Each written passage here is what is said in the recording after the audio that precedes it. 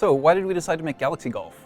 So we knew we were making a VR game and we were shooting for mobile VR first. So we looked at what those mobile VR platforms are good at, and one of the things that they give you is very accurate angle tracking of your gaze. So you can aim very precisely. So we wanted to build a game based around aiming and shooting things.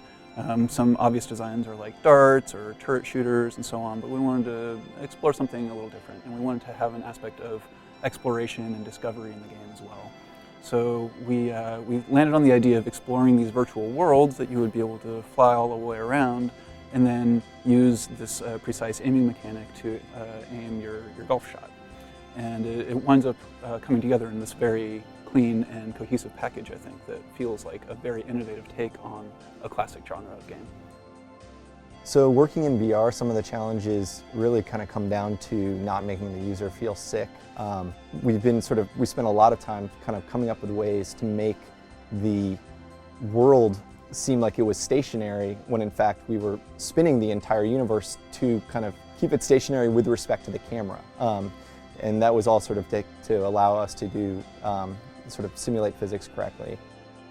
One of the most challenging and interesting parts about developing for VR is that you experience this game in a completely different space from where we're developing it on a flat computer screen. So it's really interesting and challenging to sort of imagine what it's going to be like and then get it into the game and actually experience it. And so it becomes a very iterative process where you wind up sort of narrowing down your game into something that's actually a lot of fun inside the headset.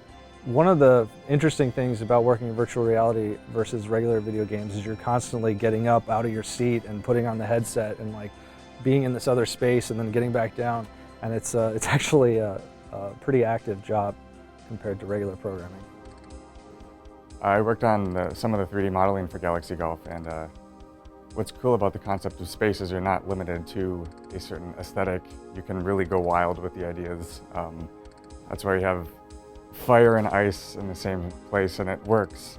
The fact that you can, in the Vive version, use the claws to grab onto the worlds and spin them and walk through space, and it adds a level of interactivity that you just can't get in most games, and certainly not in your average golf game.